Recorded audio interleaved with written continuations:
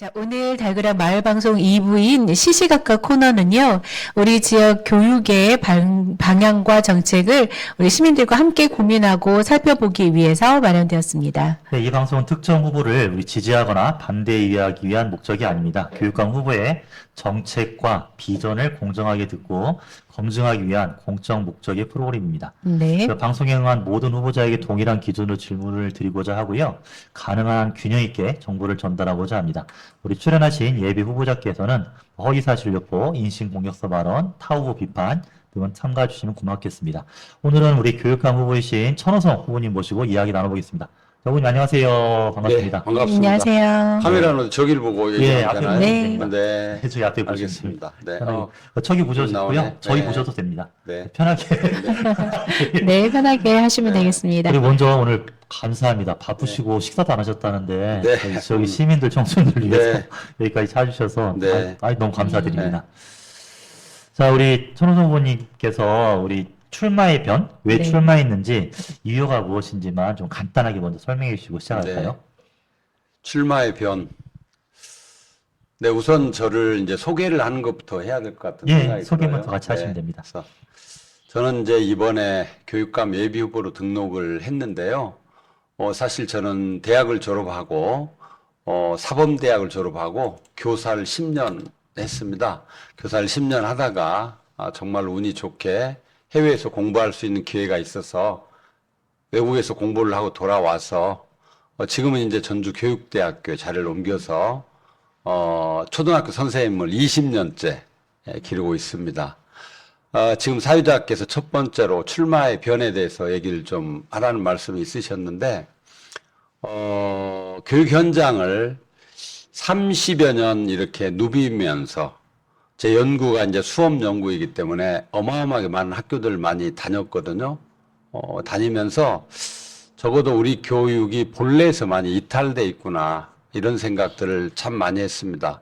원래 교육이라고 하는 것은 개인적 관점에서는 한 인간의 성장, 한 인간의 행복, 성장 여기에서 출발하는 것이기도 하지만 또 하나는 교육에 의해서 우리 지역이 변하고 교육에 의해서 사회가 변하고 또 이 교육이 잘 돼야 전 세계적인 어떤 인류의 문제랄지 세계적 문제에도 접근하는 것이기 때문에 개인적 관점과 사회적 관점이 함께 이렇게 잘 접목이 돼야 되는데 우리 교육은 부모의 경제력이 자녀의 어떤 삶에 상당히 많은 실력이 됐든 삶에 어떤 영향을 많이 줄 뿐만이 아니라 지극히 개인화되는데 수단으로 교육이 활용되고 있는 이런 면들, 이런 것들을 보면서 뭔가 이제 교육의 대전환이 필요하다라는 생각을 해서 제가 이제 대학의 교수라는 직업보다는 좀 제가 그간 쌓아왔던 경험과 또 제가 생각했던 올바른 교육을 찾아서 뭔가 새로운 도전이 필요하다 생각을 해서 저는 이제 교육감에 도전하게 됐습니다. 예.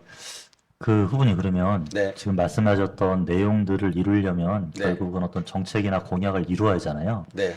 그럼 교육감이 만약에 되신다면 진행하고자 하는 핵심 공약에 대한 한두 개 좀 먼저 소개해 주실 수 있어요? 저의 이제 공약은 제가 두 가지를 제시를 했는데요. 예. 첫 번째가 기초학력 책임 보장제입니다. 이게 뭐냐 하면 학교라고 하는 곳은 기본적으로 아이들 성장을 시키기 위해서 필요한 것들을 공부하게 하는 것이거든요.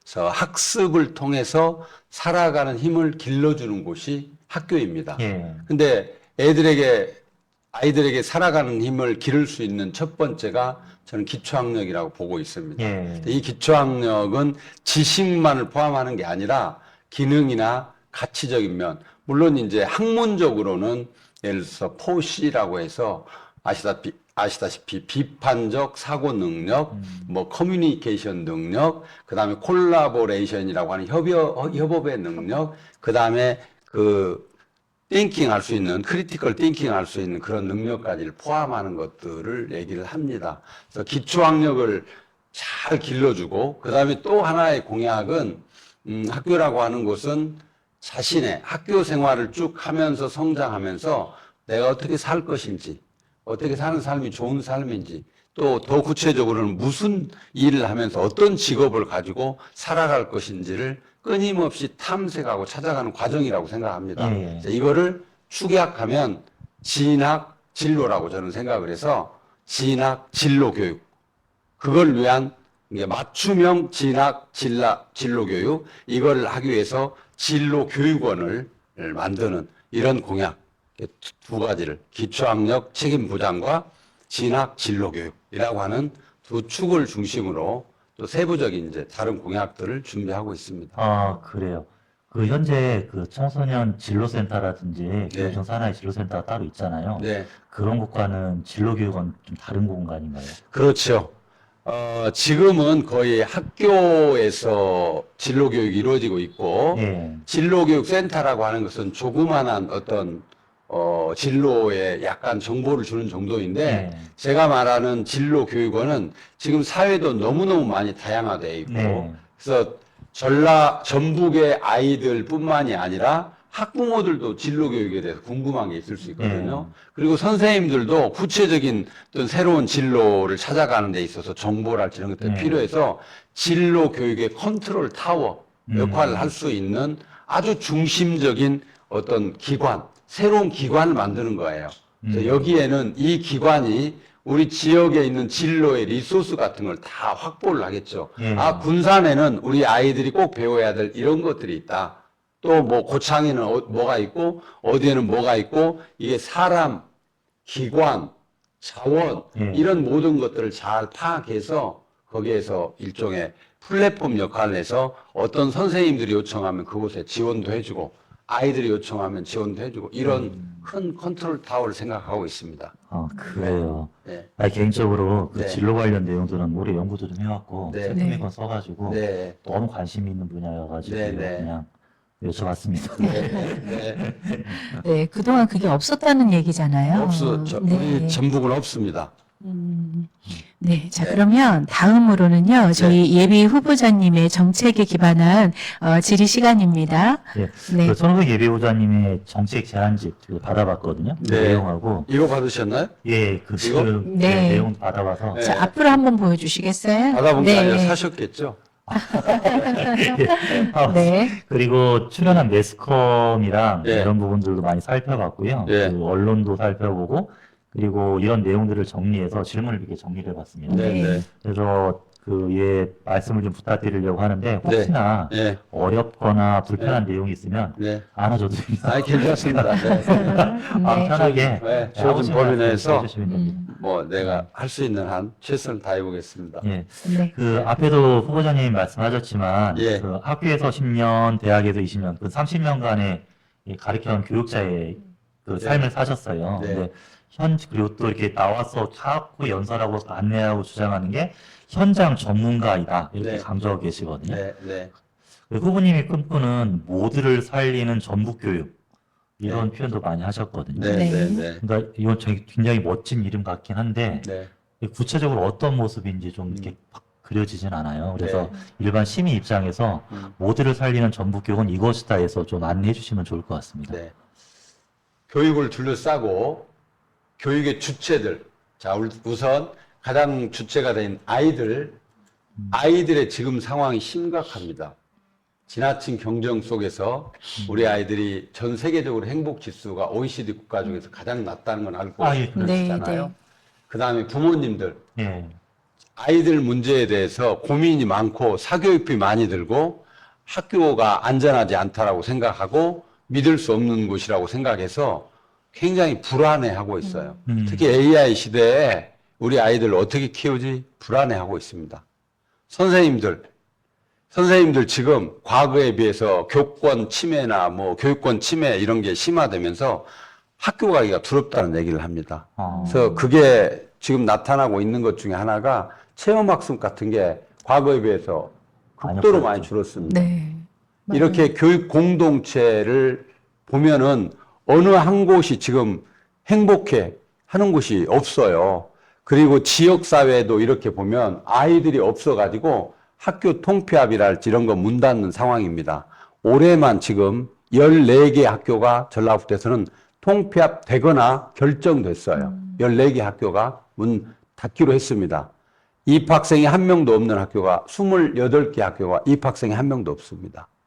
어느 곳 하나 지금 제대로 자리 잡고 교육을 둘러싸고 잘 되고 있지 않다는 거죠. 모두를 살린다는 게 이게 교육이 새로운 희망이고 교육이라고 하는 것은 희망을 쫓아서 우리가 가는 것인데 이 모두라고 하는 것은 아이들도 환호성 지르면서 좋아하고 학부모들도 그래 이런 학교라면 믿을만해 이런 선생님이라면 믿을만해 나는 특별히 우리 아이가 돈이 없어도 우리 공교육이 이렇게 다 책임져 주니까 우리는 이런 지원만 하면 돼. 선생님은 신나게 아이들 가르치면서 뭔가 뭐죠? 그 가르치는 보람을 느끼는 그리고 우리 지역에서는 우리 아이들 하나하나를 소중히 여기면서 함께 키우면서 우리 지역의 미래는 이 아이들이 맡을 거야 하면서 이렇게 지원해주는 이런 시스템이 돼야 되잖아요. 예. 제가 모두를 살려야 된다는 게 바로 이 내용입니다. 다 힘들어하고 다 어려워하는 이거를 어떻게 희망으로 쫓아갈 것인가. 제가 슬로건으로 아이들은 환호성, 교육감은 청호성인데 그냥 환호성이 아닙니다. 부모님들도 환호성 지를 수 있는데 잘한다 잘한다 진짜 군산에 이런 학교 이런 교육 이렇게 할 수 있는 걸로 바꿔내는 게 제가 제안하는 교육의 비전인 거네요. 네, 그렇습니다. 그러니까 교육을 중심으로 해서 네. 이루어진 공동체에 계신 분들이 모두 행복한 그런 네. 공간? 그렇습니다. 그래요. 네. 알겠습니다. 연결해서 네, 지금 통폐합되는 학교도 앞으로 더 많아질 것 같고, 네, 작년에 인구를 보니까 지금 그 후보님 말씀하셔서 그냥 연결해서 잠깐 질문 드리면 1,000명이 안 돼요, 군산에. 네, 한 1,000여 명 된다고 1,000여 들었습니다. 명이 지금 안 되거든요. 네, 그러니까 군산이 그 정도고 익산이 그 정도면 나머지 군단이 내려가면 더 심각해지고 이 그렇습니다. 친구들이 7, 8년 있으면 초등학교 들어갈 정도 되면 네, 뭐 그냥 산수만 해도 나오거든요. 네, 네, 그런 고민들 좀 있으신지 하고요. 네, 그리고 지금 여기만 나가도 군산초등학교 지금 문 닫은 지 오래됐거든요. 네. 엄청 큰 그렇죠. 공간이고 네. 연결해서 그러한 고민들이나 대안들은 좀 가지고 계세요. 그러니까 절대적으로 지금 학령 아동이 줄어들면서 급속히 줄어들고 네. 있어요. 그래서 학교도 문제지만 지역사회도 사람들이 있어야 지역이 유지되거든요. 맞습니다. 지속 가능한 사회라고 하는 관점에서. 그래서 저는 이제 일단 그 문제를 아주 우리 전북교육에 심각하게 바라보면서요. 첫 번째는 여기서 아이들을 낳을 수 있는 젊은이들이 다 떠나기 때문에 사실은 젊은이들이 있어도 많이 아이를 낳지 않는 시대잖아요. 예. 그래서 저는 자체적으로 사람들을 낳아서 기른다는 건 어렵다 이렇게 보고 일단 외부에서 사람들이 올 수 있는 정책을 해야 된다고 봅니다. 외부에서 올 수 있도록. 네. 그래서 외부라고 하는 게 수도권의 서울이랄지 경기도랄지 이런 더 큰 도시에서 우리를 찾아올 수 있는 그러니까 농촌 유학이나 이런 형태로서 현재 우리 전라북도는 약 280명의 학생들이 농촌 유학으로 와 있습니다. 그 중에서 약 100명이 순창 지역에 와 있습니다. 순창 지역에. 근데 이거를 한 3,000명가량, 2,000명에서 3,000명가량 늘리는 지금 정책을 두고 있는데 이거는 그냥 오라고 해서 오는 게 아니라 우리 지역의, 전북 지역의 교육 프로그램, 학교를 지역화, 다양화, 특성화 시켜서 야, 우리 전북에 가서 이 학교에 가서 내 아이를 좀 키워도 정말로 좋겠네. 이 도시의 삭막한 경쟁의 틈바구니가 아니라 좀 자유로우면서도 좀 생태, 환경적인 측면에서의 아이들 심성도 넓히면서 드넓은 진짜 자연이 있는 곳, 군산 같으면 진짜 좀 바다도 끼고 있고 좀 여유롭게 책도 많이 읽히면서 이런 교육을 하겠다라고 하는 그런 어떤 프로그램이 돼서 이 학교에 가면 좋겠어. 물론 이제 그런 학교가 작은 학교에 있으면서 예를 들면 우리 보니까 뭐 전북에도 중학교 같은 경우 일부 학교가 그런 학교도 있습니다. 화산중학교 같은 경우는 굉장히 그 지원자가 좀 많은 외부에서 많이 네. 희망하는 편이거든요. 이렇게 농촌 유학을 오게 해서 초등학교나 중학교 아이들을 좀 늘리는 방법을 구안하고 있고요. 두 번째는 고등학교 있잖아요. 고등학교. 예. 고등학교를 특성화 시키는 거예요. 우리 보면 무슨 수소 학교 만들고 여기 새만금이 와서 뭐 구조원 투조한다고 그러니까 이쪽 지역을 예를 들면은 새만금 글로벌 뭐 교육 특구 이런 걸 만들어서 새만금을 둘러싸고 있는 부안에 있는 부안 줄포에 있는 자동차 고등학교랄지 예. 그다음에 뭐 김제 농생명 마이스터 고등학교랄지 군산의 기계공고랄지 이런 학교들을 좀 더 특성화시켜서 다른 수도권에서 오던가 아니면은 이 고등학교 과정은 유학생을 받을 생각입니다. 유학생을 캄보디아, 베트남, 라오스, 우즈베키스탄, 뭐 키르기스탄 이런 데에서 아이들이 이렇게 고등학교 정도 되면 충분히 올 수 있어요, 유학을. 국가에서 그렇게 받을 수 있도록 이민을 유학 비자 같은 것을 잘 발급해 줘야 되는데 아직 그런 준비가 안 돼 있어요. 그걸 이제 교육감이 잘 풀어가야 되겠죠. 우리 지역이 아시다시피 특자도입니다. 특별자치도니까 특별자치도라고 하는 게 국가가 너희들 특별자치도로 인정하면서 너희들이 해볼 수 있는 것을 너희들 스스로 한번 해봐라. 국가가 관여하지 않을 테니까 이런 그 의미를 담고 있거든요. 자율과 자치권을 주니까 우리 교육도 지금 특별자치도 교육청으로 바뀌었습니다. 그러니까 네, 기존에 맞아요. 다른 교육청하고 달리 교육감이 어떤 의지와 어떤 생각을 갖고 있느냐에 따라서 그런 문제를 풀어갈 수 있어요. 그래서 고등학교 지금 한 3개 학교가 원래 지금 준비를 해서 올해 들으려다가 비자 문제가 안 돼서 지금 그 준비 중에 있어요. 정읍의 학산고등학교, 부안의 아까 줄포 고등학교, 전주의 공고 여기에 6명, 5명의 학생이 지금 지원을 한 상태입니다. 그래서 고등학교 유학생들을 받고요. 그렇게도 안 되면 교육 이민 장기적으로는 젊은 부부가 자녀들을 데리고 한국에 찾아오게 하는 거예요. 우리가 아메리칸 드림 쫓아서 우리나라에서 직업도 있고 뭐 찾아서 가서 우리 한국 사람들 많이 갔잖아요. 네, 과거에. 네. 이런 것처럼 이 우리 전북의 땅을 진짜 국제 무대에 문을 열고 여기 와서 당신들 자녀들도 키우고 한번 살 수 있도록 해주겠다라고 하는 과감한 정책을 펴야 된다고 생각을 합니다. 근데 한두 가족이 오면은 쉽게 못 와요. 그런데 10가구, 20가구 단체로 받겠다는 거예요. 베트남에서 이번에 20가구가 오시는데 예를 들면 그 가족과 어린 아이들이 같이 오는 겁니다. 교육 이민이니까. 이번에 오시는 분들은 군산의 어느 지역으로, 대하 지역으로. 다음에 캄보디아에서 오는 20가구는 고창의 어디로. 다음에 라오스에서 오시는 분들은 어느 지역에 어디로. 이렇게 오게 함으로 인해서 그 지역에 새로운 사람들이 들어오게 해야만이 저는 우리 지역에 미래가 있다고 생각합니다. 그래요. 그러니까 중학교는 농촌 유학에 대한 부분들을 좀 강화시키고 고등학교는 특성화학교 네. 더 다양하게 만들 거고 네. 그래도 한다면 교육 이민에 대한 부분을 집중해 보겠다. 네. 굉장히 구체적이신 것 같아요. 그 후보님 1순위 비전이 네. 맞는지는 모르겠는데 그 꿈을 향해 마음껏 도전하는 진짜 공부 맞나요? 그렇습니다. 네, 꿈을 향해 마음껏 도전하는 진짜 공부인데요. 이게 입시 성적표 뒤에 가려진 아이들의 진짜 실력을 키우기 위해서 기존의 교육 방식에서 무엇을 가장 먼저 바꾸고 싶으신 거예요? 그러니까 지금 우리 교육이 굉장히 비판받은 게 암기 위주고 붕어빵 찍어내는 교육이다. 이런 비판을 되게 많이 받거든요. 아주 오래됐죠. 네, 그러니까 우리 너무 진부하고 제가 진짜 공부를 한다는 게 아이들이 공부를 해서 내 삶에 많은 도움이 되는 공부를 해야 돼요. 그냥 시험을 보기 위한 공부를 하면 시험이 끝나면 그냥 그걸로 그 공부의 목적이 해소돼 버려요. 끝나버리는 경우가 많거든요. 과거에는 대학의 간판이라고 하는 것, 어느 대학에 가느냐라고 하는 것이 자기 삶에 굉장히 많은 영향을 줬지만 지금은 내가 어느 대학을 나왔느냐가 중요한 게 아니라 내가 무엇을 할 수 있느냐가 어마어마하게 중요한 거거든요. 가장 자기 삶에 그 필요한 것들, 자기가 하고 싶은 것들을 미치게 해볼 수 있는 기회를 주는 그걸 어디서 하느냐? 우리 학교에서 그런 것들이 보장돼서 실패를 하더라도 다시 일어설 수 있는 기회를 학교 안에서 이렇게 많이 주는. 학교에서 가능하시다고 생각하시는 거예요? 아니, 도전하고 모험하는 거니까요. 네. 자신이 공부로서. 뭐 예를 들어서 네. 전 지금 이해가 네. 안 가는데요. 네.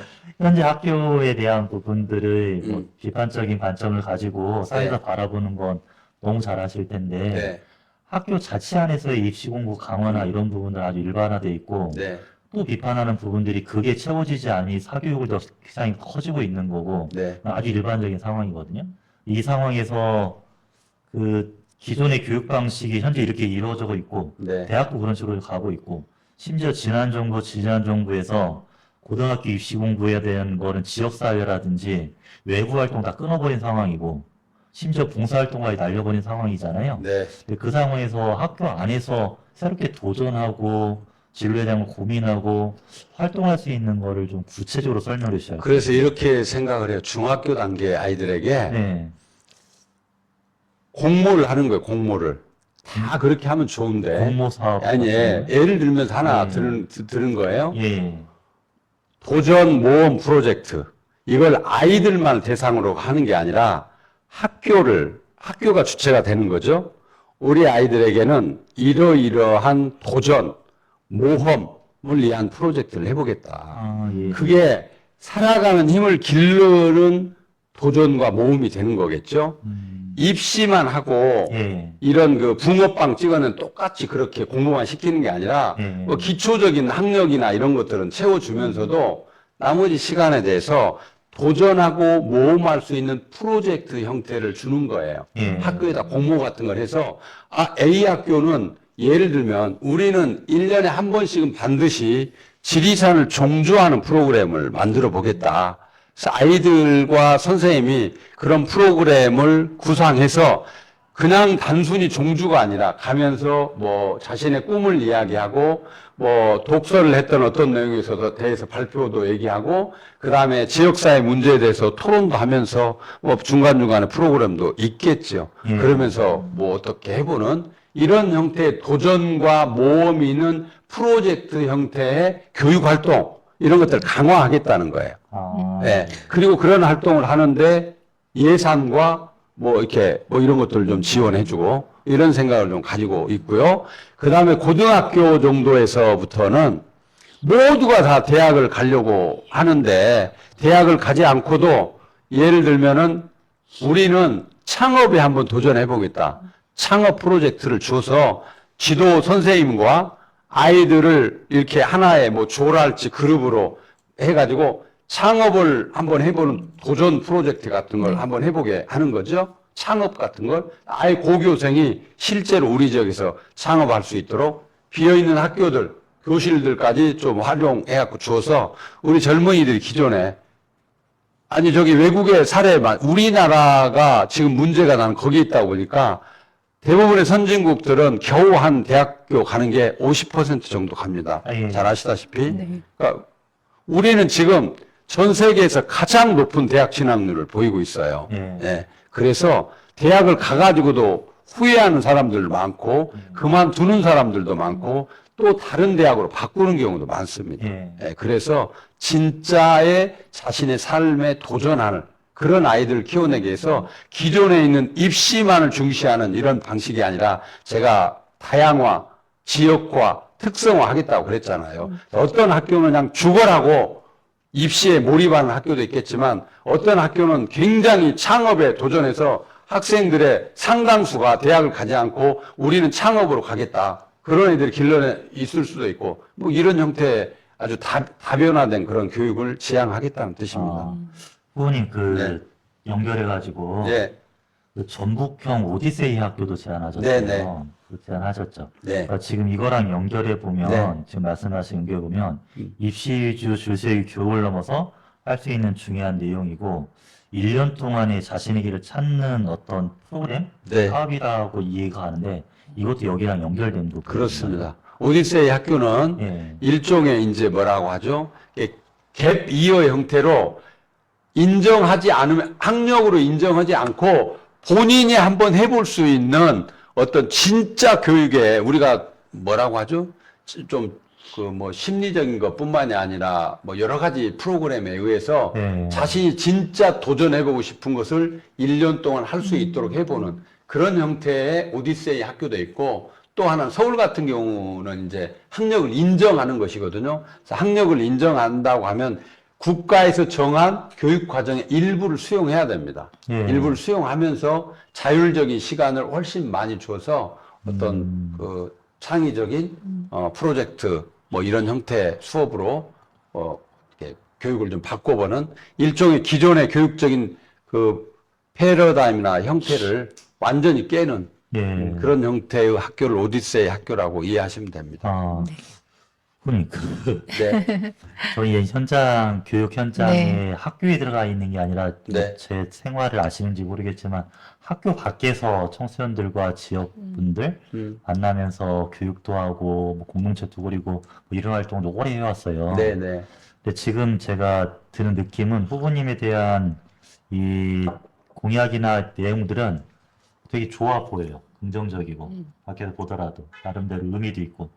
근데 반면에 이 좀 공격받을 부분들이 좀 많을 것 같아요. 네. 그러니까 예를 들어서 전북형 오디세이 학교도 이미 선진국에서 하는 부분들도 있고, 그다음에 저 아일랜드 제가 갔다 왔는데 1년 동안 아예 고3 형태로 해서 풀어가지고 따로 하는 프로그램도 있었고, 그다음 굉장히 다양하게 하면서 근데 그거는 사회의 문화가 그렇게 만들어져 있고 그냥 자연스럽게 대학을 가든 안 가든 사회에서 또 인건비라든지 활동이나 사업이라든지 그 문제없게 돌아간 전반적인 시스템 안에서 움직이는 구조라고 저는 그렇게 이해를 했거든요. 이게 오디세이 학교 같은 게 모든 학교를 그렇게 한다는 게 아니라 일부 소규모로 시범적 시범적으로 학교를 한번 해보신다는 만들고 거예요. 그러면 학교 아이들이 그 학교 시스템에 적응하지 못하거나 나는 이런 프로그램 학교에 내가 가겠다 도전하겠다 해서 예. 시범적으로 작은 뭐 한 학교 형태로 이렇게 운영해 보면서 보면 아이들이 이게 내가 다니는 그런 학교보다는 차라리 이런 학교가 나한테는 훨씬 더 맞고 예. 훨씬 좋겠다.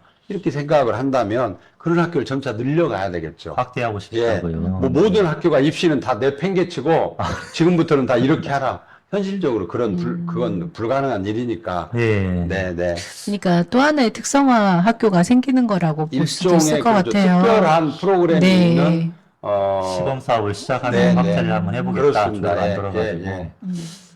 이거 알겠습니다. 자, 그럼 시간 관계상 바로 네. 넘어가겠습니다. 후보님이 제가 굉장히 중요하게 봤던 용어가 있는데 청소년을 미래의 시민이 아닌 현재의 시민으로 존중해야 한다. 네. 이 말씀 하셨죠. 그렇습니다. 네. 저는 이게 확 꽂혔거든요. 실제 그렇게 보려고 노력도 많이 하고 현장에 활동했던 사람이어서 그렇다면 교육 정책 만들 때도 단순하게 어떤 보호 대상이라든지 교육 대상이라든지 대상화시키는 게 아니라 현재의 시민으로 존중하려면 정책의 파트너로도 존중을 해야 하고 그렇습니다. 그리고 실질적인 권한을 부여해야지 뭐 되잖아요. 네네. 근데 뭐 더 잘 아시겠지만 학교에 들어가면 학생들의 대표성은 없어요. 네. 아주 그냥 뭐 3주째 이야기하지만 네. 이건 다 홀밖에 없는 내용이거든요. 학교 운영위원회도 대표 들어갈 수 없는 구조고 네. 뭐 그렇게 돼 있어요. 근데 이걸 실제 실천하려면 네. 학생 대표라든지 청소년 대표의 학생 자치권이라든지 실제적으로 의사결정 과정 안에서 교육청이나 이 학생들의 목소리가 실제로 반영될 수 있는 어떤 네. 구조나 네. 시스템, 정책 이런 거 생각해 보신 게 있으세요? 제가 이제 오래전부터 사실은 그런 부분에 대해서 고민을 했어요. 네. 근데 권한을 준다는 것은 권한하고 반드시 함께 가야 되는 게 책임입니다. 맞습니다. 네. 맞아요. 그래서 아이들에게 권한만 주고 책임을 지지 않게 한다고 하면 그것도 문제가 되거든요. 그래서 아이들에게 주는 권한만큼 아이들에게 책임을 줄 수 있는 일, 예를 들어서 학교의 교육 과정이나 여러 가지 것들이 있습니다. 여러 가지 있는데 학생이 중심이 된 예를 들면 고등학교 같은 경우 체험학습을 하는데 네. 이런 것들에 대해서 가는 장소, 뭐 가서 해야 될 것들 애들이 주가 되니까 물론 선생님들이 보조도 해주고 지원도 하지만 그런 일들에 있어서는 아이들이 주도적으로 좀 해볼 수 있도록 네. 어느 곳에 애들이 가고 싶어 하는지 왜 가고 싶어 하는지를 아이들에게 주도권을 줘서 선택을 좀 해보게 하고 선생님들은 그곳에 갔을 때 생길 수 있는 문제점이나 이런 것들을 이게 보조적으로 얘기하면서 이런 문제들이 어떻게 그럼 해소되면 좋겠냐 이렇게 하면서 뭘 찾아가는 아이들이 수동적인 존재로 만들어 놓은 곳에 가게 하는 이런 게 저는 아니라고 보고요. 또 하나는 학생의회가 지금 시행되고 있는데 제가 이게 지난번 공약으로 일찍부터 제안했던 거예요. 그리고 지난번에 기자회견에서도 그런 얘기를 했는데 19세 청소년 의원을 배출하고 싶다. 지금 법은 16세가 되면 정당에 가입할 수 있는 권리가 주어집니다. 우리 아이들에게. 네. 16세 때 18세가 되면 지금 6.3 지방선거 있는데 선거에 나갈 수 있는 출마 피선거권이 있어요. 그런데 지금 올해 어디 경상남동가에서 출마한 친구가. 예, 한 친구가 학생회장인데 출마한 친구가 있습니다. 기초의원에. 그런데 제가 처음 봤어요. 근데 나는 우리 지역에 그것만이 아니라 뭐 19세 국회의원도 나올 수 있는 거죠. 아이, 그러네요. 근데 그런 거에 도전할 수 있는 아이들을 길러내는 게 저의 꿈이기도 해서 제가 그걸 기자회견으로 밝히기도 했어요. 기자회견으로 그런 것처럼 학생이 할 수 있는 젊은이들이 할 수 있는 것들을 일찍부터 뭐 스스로 해보게 하고 어떤 자치권도 주고 이런 그 의미로 받아들이면 될 겁니다. 예, 학교에서 하실 일이 많으실 것 같아요.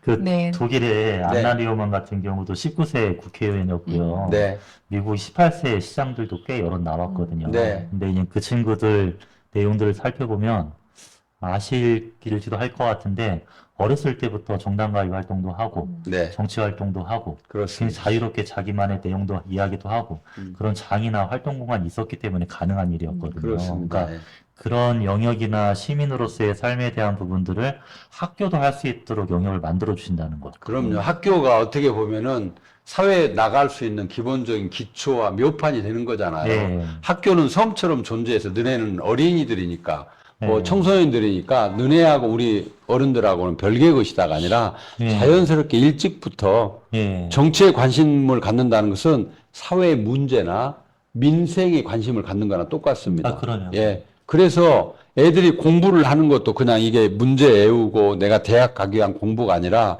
내가 이런 그 공부하는 것이 내 지역에서 내 삶과 어떻게 관련돼 있지? 이런 거하고 연계해서 공부를 하다 보면 다행히 지역에 있는 문제랄지 이런 것들에서 눈을 뜨고 참여하게 되고 이런 거죠.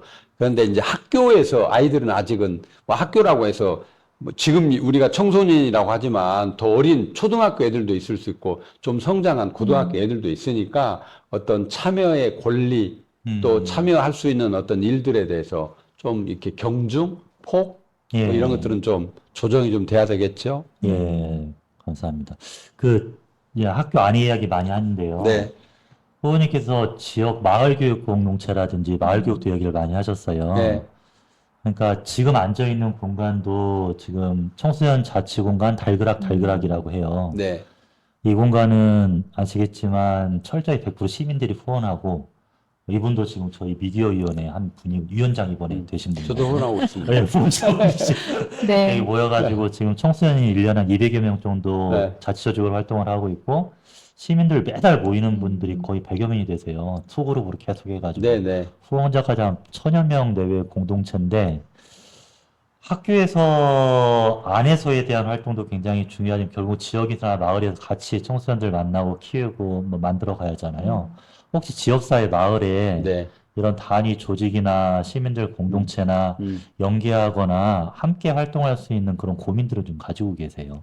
저는 정말 많이 가지고 있죠. 네. 제가 아까 학교를 섬으로 두면 안 된다고 그랬잖아요. 지금은 그렇게 많이 되어 있지요. 그게 네. 아이들에게 결코 좋지 않습니다. 예.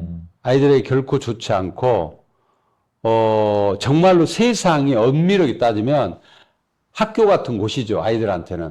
그러니까 제가 버스 무상화 정책을 펴는 이유도 네. 그냥 버스를 공짜로 타라고가 아니라 아이들이 가고 싶은 곳, 만나고 싶은 사람들, 그런 것들에 대한 폭을 대폭 늘려줘야 됩니다. 아, 예. 그래서 공부하면서 호기심이 생겨서 저긴 내가 진짜 가봐야 되겠는데 그렇게 해서 가보고 거기 가서 또 호기심이 있었고 문제 있고 관심 있는 것들을 다시 돌아와서 책으로 찾아보고 수업 시간에 토론해보고 선생님에게 질문해보고 이런 것들이 돼야 되거든요. 근데 학교 안에서만 뱅글뱅글 돌게 하고 거기에서 뭐 이렇게 하게 하면은 나중에 우리 아이들이 정말로 유약해질 뿐만이 아니라 밖에 나가면 적응을 못해 훨씬 더. 예. 네. 그래서 학교를 개방한다는 의미도 그냥 뭐 운동장을 개방하는 그런 의미가 아니라 교육 과정의 상당 부분을 지역의 교육 자원들이 들어와서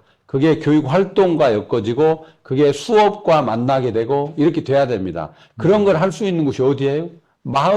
예. 마을이 중심이 되는 거죠. 그 안에 여러 가지가 그래도 행정뿐만이 아니라 행정, 문화 이런 것들이 돌아가고 있는 하나의 단위로서의 중요한 기관이니까요. 그리고 예. 또 거기에는 내가 자주 볼 수 있는 어른들도 있고 이렇게 폭이 넓어지니까 학교를 넘는. 그래서 저는 우리 지역이 정말로 교육으로서 잘 가려고 그러면 그런 마을교육 공동체 같은 게 활성화될 뿐만이 아니라 예. 그분들이 도움이 플러스 돼야만이 수도권이나 이런 자원이 풍부한 예. 또 돈도 많은 그런 지역하고 우리가 비교했을 때 우리 전북이 나아갈 길은 바로 학교 밖에 있는 자원과 결합하는 이것이 매우 중요하다고 생각하고 있습니다. 예. 그러니까 그 미국의 커뮤니티 스쿨 같은 경우는 네. 학교를 다 개방하고 시민들이 그 안에 공동체를 만들어서 같이 움직이는 모델들도 있잖아요. 네. 근데 지금 학교에서 바라보는 건 시민들을 자원으로 보거든요. 네. 그러니까 우리 간에 똑같은 수평적 관계에서 공동체를 이루면서 삶을 살아야 할 존재라기보다는 자원, 네트워크 이런 얘기를 하면서 우리 사업에 활용하고 이용할 대상으로 보는 경우도 있어요. 근데 지금 여기서 지향하는 건 같이 살아가야 할 존재로서의 공동체를 생각하거든요. 그렇습니다. 예. 예. 그러면 학교도 일단 개방도 해야 하고, 네. 그리고 교사나 선생님들도 커뮤니티 안에 들어와서 함께 할 수 있는 공간도 설계해야 하고, 네. 시스템도 만들어야 하고, 이런 걸 다 고민을 하고 계신 거예요. 사실 그렇게까지 가면 좋은데, 아, 예. 아니, 그렇게까지 맞아요. 가면 좋은데, 이게 순차적으로, 그러니까 예를 들면은 지금 우리 전북 교육계 안에 어떤 문제가 있냐면요. 한 지역에 10년간 근무하면 무조건 다른 데로 가야 네. 된다는 예. 그 지금 인사 조치가 진행되면서 아, 지역에서 오랫동안 뿌리박고 거기 살면서 그냥 학교 선생님으로서 학교만이 아니라 지역 주민들이나 지역의 여러분들하고 커뮤니티가 형성된 사람들이 이제 그걸 그만두고 다른 데로 다른 옮겨야 데로 되는 가고. 거예요. 아. 이런 거에 대해서 저는 반대하는 이유가 바로 그런 점들이에요. 예. 그 공동체를 이루면서 함께 이렇게 어우러질 수 있도록 해야 되는데 제도랄지 또 실제로 어떤 선생님들은 그 학교에 그냥 출퇴근만 합니다. 출퇴근만. 지역이 많습니다. 예. 그렇게 하는데 그렇게 하는 것보다는 지역과 함께 하려면 뭔가 지역을 이해하고 지역과 교류하고 예. 지역 속에서의 뭔가 움직임이 있을 때 훨씬 아이들을 더 이해하고 부모와 학부모님들하고의 어떤 신뢰관계가 형성되는 거 아니겠어요? 네. 그런 형성이 돼야만이 교육 공동체 믿음이 생깁니다. 네. 믿음이 생겨서 부모님들도 선생님을 믿기 때문에 아이를 맡기거나 아이가 어떤 얘기를 해도 훨씬 더 이해 폭이 넓고 오해가 줄어드는 것이죠. 그런데 지금은 소통이 단절돼 가지고 각자의 삶을 사는 형태가 되니까 아이 말만 하나 듣고 막 당장 학교에 쫓아가 가지고 막 그렇게 하고 서로 간에 오해가 불씨 강하니까 예. 저는 그런 맞아요. 문제를 풀어가는데도 중요하다고 봅니다. 마을교육 공동체. 하여튼 앞으로 네, 후보님께서 정책을 만드시고 할 때 그러면 마을교육 공동체에 굉장히 중심을 가지시고 지역의 민간이나 이런 분들 꾸준히 관계하시면서 좀 키웠으면 좋겠습니다. 네. 그 부분은 정말 부탁드립니다. 네. 그 약간 다른 차원의 이야기인데 제가 오늘 아침에 완주에 가서 상담사, 복지사, 뭐 지도사 이런 분들 만나고 오후엔 또 논산에 가서 충남의 학교 밖 청소년 대표들도 만나고 왔어요. 교육도 하고 이야기도 나누고 왔는데 그 학교를 그만두게 되면 현재 지금 데이터를 뽑아보니까 OECD 교육 지표에서 우리나라 데이터로 약 한 명당 3천만 원이 넘게 지원이 되더라고요. 청소년들, 이제 학교에 입학한 아이들, 고등학교나 이런 친구들. 근데 학교를 그만두게 되면 그냥 150만 원? 그냥 그렇게 지원이 돼요. 근데 학교를 그만두거나 안 그만두거나 소수긴 하지만 다 우리 청소년들이잖아요. 여기에 대한 고민이 있으신지, 그리고 또 한 가지 부가해서 오후에 그 충남 대표하는 친구들하고 만나서 이 친구들 몇 명 이런 얘기를 하더라고요. 학교를 그만두려면 숙려제도인가 숙려기간이 있어요. 몇 달 있거든요. 그 시간에 이제 선생님 상담도 해야 하고, 네. 고민도 해야 하고 있는데, 이게 너무 형식적으로 지나가고 할래 말래 뭐 나가면 어쩌고 이렇게 해서 끝나버리기도 하고 끝나면 나가야 해서 뭐 해야 할지 모르는 고민들이 굉장히 많아요. 그래서 혹시 후보님은 학교 밖 청소년에 대한 고민이 있으신지, 그리고 또 하나 대안교육기관이라고 연결해서 아시겠지만 위탁형 대안교육기관이라는 데가 있어요. 근데 이런 데는 학교에서 정말 적응이 어렵고 하니 이름은 대안교육기관이지만 좀 긍정적으로 이야기하는 분들은 잠시 짧게 뭐 몇 주, 길게 몇 달이라도 하기 힘든 공부하면서 나와서 좀 활동도 하고 체험도 하고 진로도 하면서 다시 복귀하는 공간이라기도 하기도 하고, 반면 굉장히 비판하는 분들은 학교에서 못하니까 아이들 잠깐 그냥 열애시켜가지고 나뉘고 좀 이렇게 하고, 또 이 기관도 굉장히 열악하기 때문에 양질의 교육을 지원하기가 쉽지 않아요. 가보셔서 아시겠지만. 그래서 이런 부분들에 대한 학교 밖 친구들이라든지 학교 안에서 좀 부적응하는 친구들에 대한 부분들, 학교를 그만둔 아이들에 대한 부분들, 이쪽에 대한 고민이나 어떤 정책이나 이런 것들 좀 생각한 게 있으신지 좀 여쭤보고 싶어요. 우선 저도 그 내용에 대해서는 좀 알고 있거든요. 그리고 예. 실제로 대안학교에 찾아가서 그 선생님들도 만나보고 지원 상태가 어떤가도 들었습니다. 지금 말씀하신 대로 OECD 국가에 대개 뭐 그 정도 한 개인당 아마 제가 생각하기에 뭐 3천만 원 정도는 아니고요. 조금 아마 계산 방식이 좀 다를 거예요. 다만 OECD 평균보다는 한국이 높은 걸로 많이 높습니다. 그렇게 나오고 있는 걸로 있는데, 학교 밖 아이들하고 비교하면 학교 밖 아이들은 지금 제가 들어보니까 7,500만 원인가 이 정도의 돈을 1년에 준대. 물론 인력이나 이렇게 주고 운영비로 딱딱 이렇게 정해져 있더라고요. 아, 그 센터에 나온 거 개인당은 다릅니다. 예. 개인당 나가는 건 150만 원, 200만 원 예, 되는 예. 거예요. 아니 그러니까 그 예. 개인당 7,500이 아니라 센터에다 네, 이렇게 센터에. 준다는 거죠. 그 비용이라고 하는 걸 비교해 보면 학교 안에 있는 아이들하고 학교 밖에 있는 아들이 너무나 현격하게 차이가 있어요. 예. 그 데이터를 저도 본 적도 있어서 이 갭을 줄여주려고 그럽니다. 일단 학교가 아이들을 다 수용하지 못할 만큼 굉장히 아주 뭐 살인적 경쟁 시스템이랄지, 또 한국이 다른 지역에 비해서 굉장히 자유로운 듯 하면서도 아이들한테 주는 그 스트레스 상황이 심해요.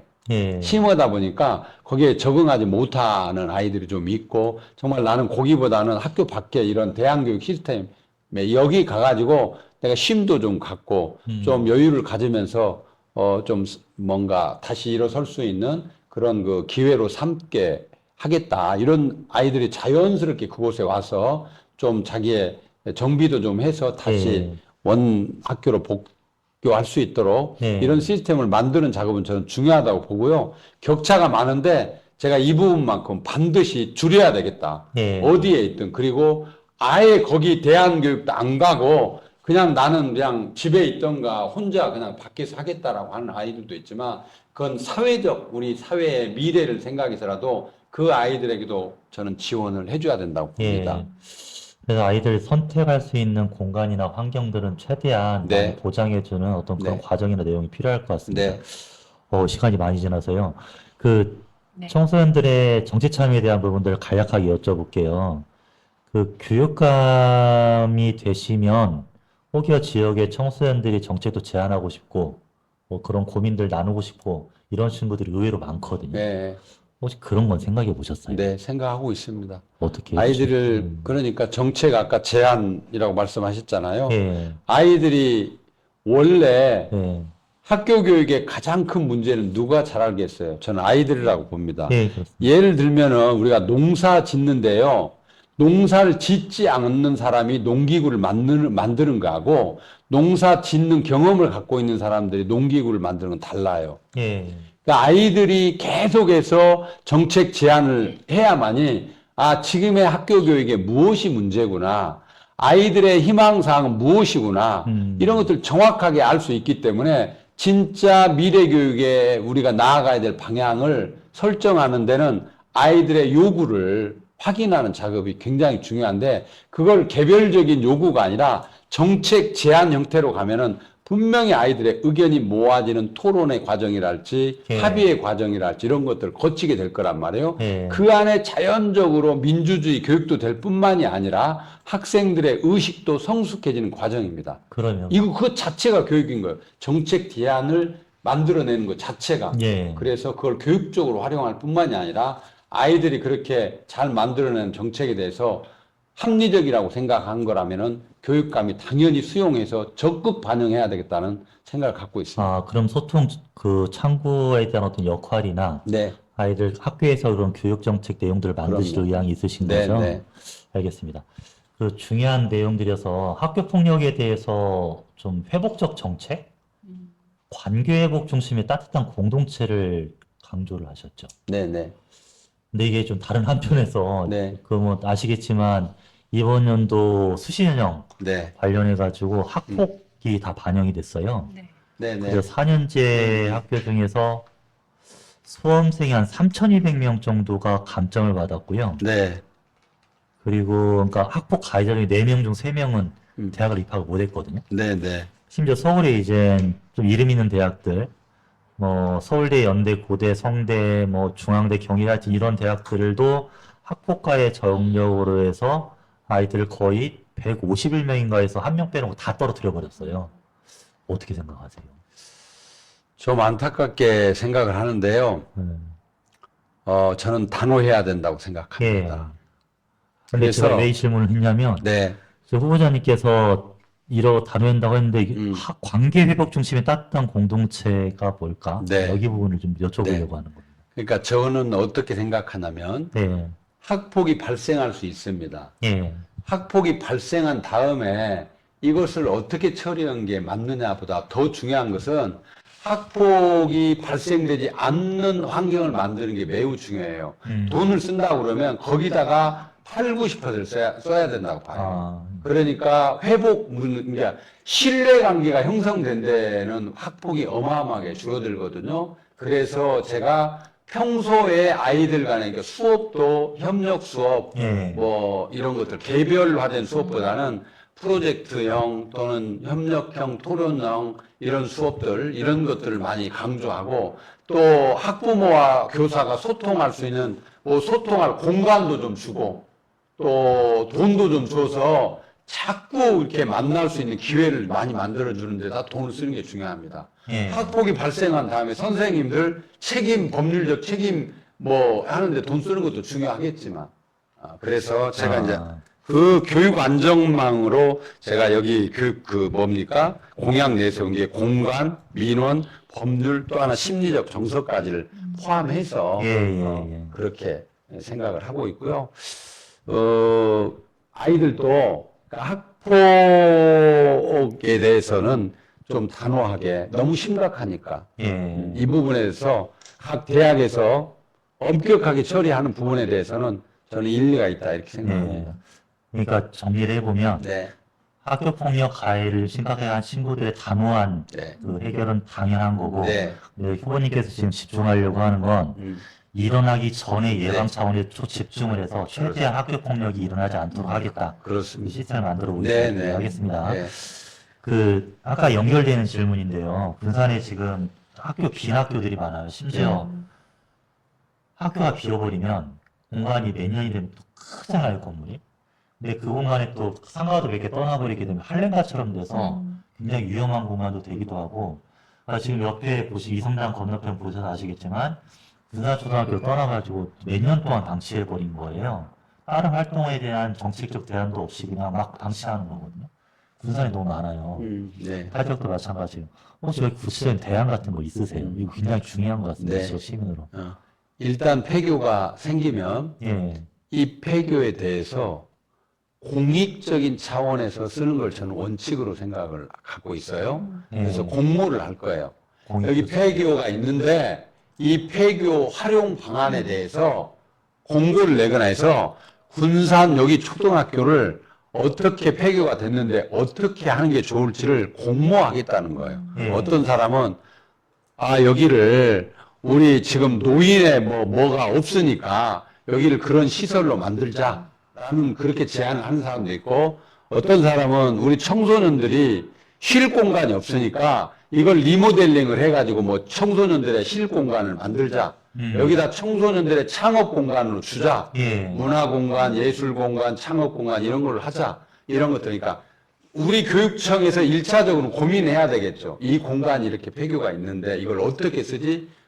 학교였던 곳이기 때문에 아이들과 선생님과 학부모들을 위한 공간이 우선적으로 배려돼야 되겠지만 우리 교육청이 주도해서 뭘 하지 않으면 아예 외부에다 공모를 해서 받을 겁니다. 예. 그래서 공익적인 차원에서 지역의 회복, 지역의 활성화, 여기에 어떻게 도움이 될 수 있는가를 봐가지고 판단해서 그걸 결정을 하고요.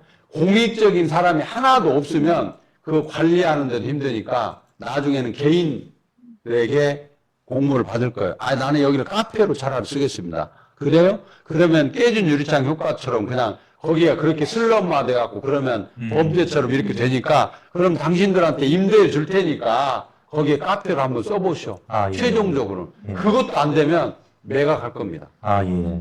그것도 안 되면 필요한 사람한테 매각.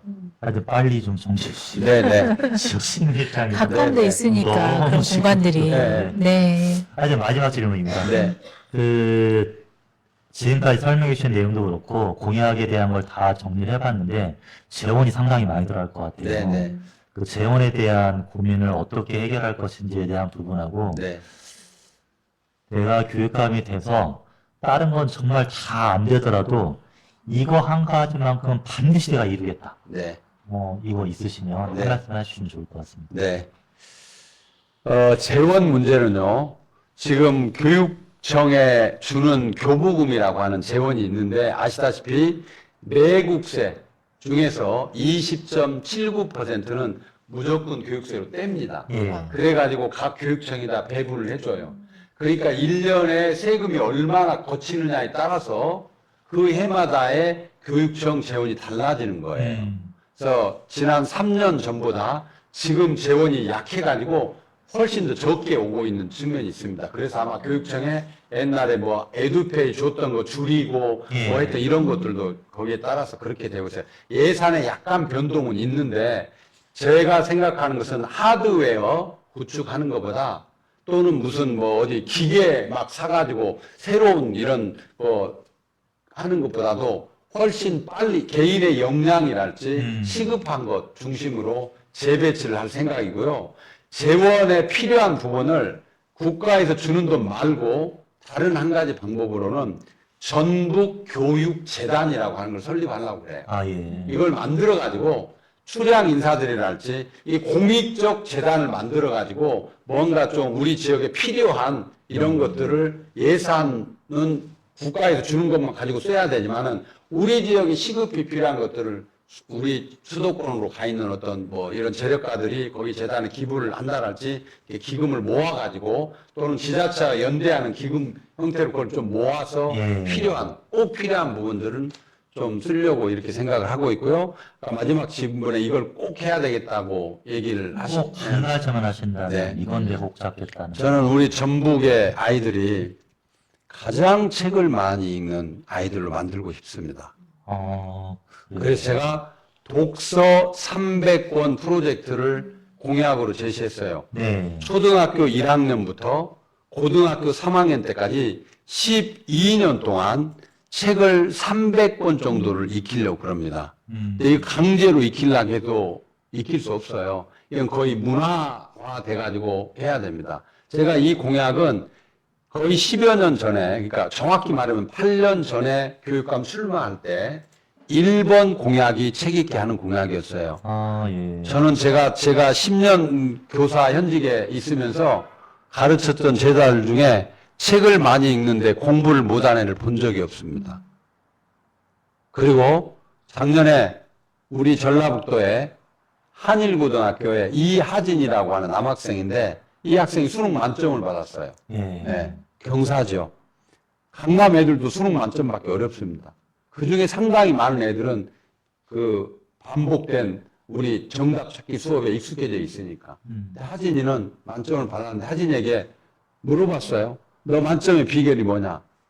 자기는 하루에 한 권 책을 읽는 날도 많았다고 합니다. 예. 그렇게 많은 독서가 굉장히 그 문해력을 키워줄 것이고, 이 독서는 인간에게 사유 능력을 길러주기 때문에 예. 스스로 생각하고, 스스로 판단하고, 스스로 행동하고, 그리고 스스로 책임질 수 있는 사람을 만드는데 가장 중요한 일이라고 생각해서, 다른 지역에서 딱 봤을 때 전북 걔들은 정말로 책을 많이 읽는 애들이야. 예. 전북 교육, 책 읽는 게 가장 중심이 되는 교육이야.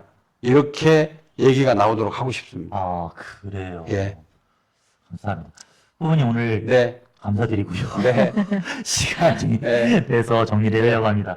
혹시 마지막으로 저희 방송 보는 시청자님들께 네.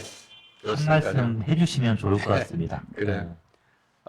사실 제가 좀 오늘 피곤하기도 하고 굉장히 그 힘든 여정을 소화하다 보니까 좀 다른 때보다, 제가 원래 잘생긴 얼굴인데 완전히 찡그러지고 목소리도 갈라지고 그런 영상을 보여드려서 좀 송구스럽기도 합니다. 교육은 어떤 특정한 사람의 목이 아니고요. 한 사람이 잘한다고 잘 되는 게 아닙니다.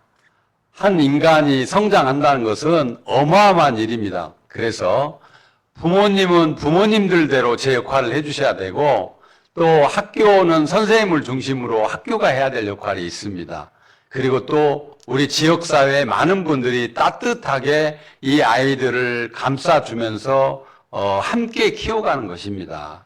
그래서 우리가 좀 더 연대하고 협력할 수 있는 문화, 그리고 어떠한 상황이 오더라도 우리 아이들을 따뜻하게 바라보면서 그들에게 희망을 주는 그런 교육을 만들어 주십사는 부탁 말씀을 꼭 시청자들에게 드리고 싶습니다. 네. 예, 감사합니다. 오늘 네. 손성우님 너무 고맙습니다. 감사합니다. 자, 오늘 말씀해 주신 내용은 우리 청소년들과 시민분들께 그 지역의 교육정책, 후보님의 교육정책을 이해하는데 큰 도움이 될 것 같습니다. 네. 자, 이 방송은 특정 후보를 홍보하기 위한 목적이 아니라요. 우리 교육의 방향을 함께 고민하기 위한 자리였습니다. 늦은 시간까지 함께 해주셔서 감사합니다. 예, 앞으로도 이런 이야기 계속 전해드릴 예정이고요. 다음에 네, 다음 방송에서 뵙도록 다시 뵙도록 하겠습니다. 네, 감사합니다. 고맙습니다. 네, 감사합니다.